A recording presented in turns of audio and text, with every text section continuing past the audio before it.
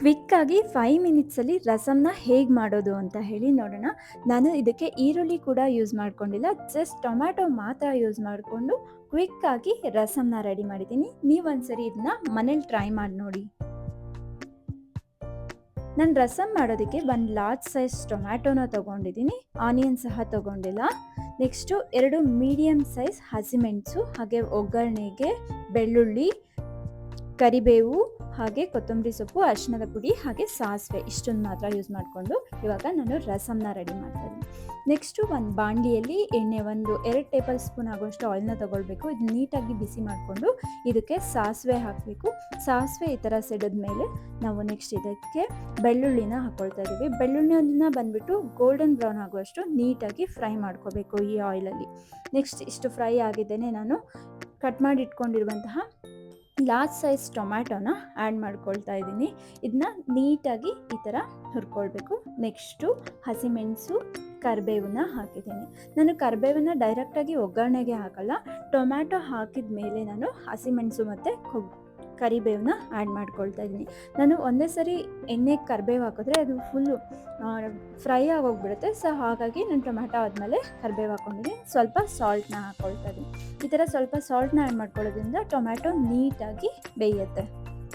ನೋಡಿ ಎಷ್ಟು ನೀಟಾಗಿ ನಾನು ಬೇಯಿಸ್ಕೊಳ್ತಾ ಇದ್ದೀನಿ. ಟೊಮ್ಯಾಟೊನ ಸ್ವಲ್ಪ ನಾವು ಸ್ಮ್ಯಾಶ್ ಮಾಡ್ಕೋಬೇಕು. ಈ ಥರ ಒಗ್ಗರಣೆ ಮಾಡ್ತಾನೆ ಸ್ವಲ್ಪ ಸ್ಮ್ಯಾಶ್ ಮಾಡ್ಕೋಬೇಕು. ಹಾಗೆಯೇ ನಾನು ಇದಕ್ಕೆ ಸ್ವಲ್ಪ ಅರಿಶಿಣದ ಪುಡಿನ ಆ್ಯಡ್ ಮಾಡಿದ್ದೀನಿ. ನೋಡಿ ಎಷ್ಟು ನೀಟಾಗಿ ಬೇಯ್ತಾ ಇದೆ.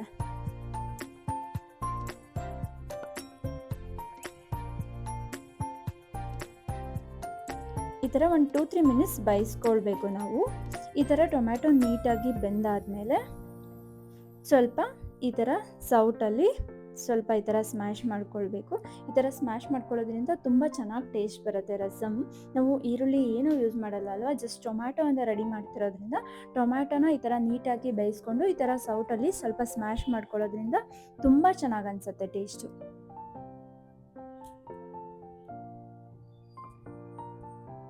ನೋಡಿ ಈ ಥರ ಎಷ್ಟು ಚೆನ್ನಾಗಿ ಟೊಮ್ಯಾಟೊನ ನಾನು ಎಣ್ಣೆಯಲ್ಲಿ ಬೇಯಿಸ್ಕೊಂಡು ಪೇಸ್ಟ್ ಮಾಡ್ಕೊಂಡಿದ್ದೀನಿ.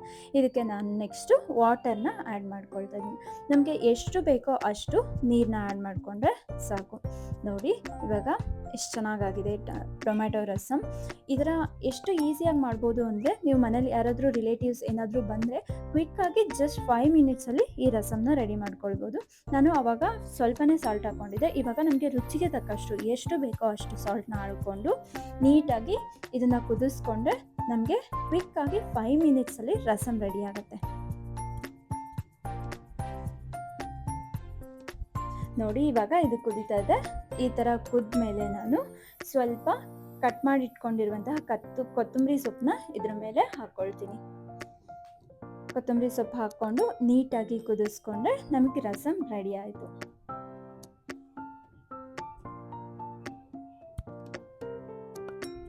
ಪರ್ಫೆಕ್ಟ್ ಆಗಿರುವಂತಹ ರಸಮ್ ರೆಡಿ ಆಗಿದೆ.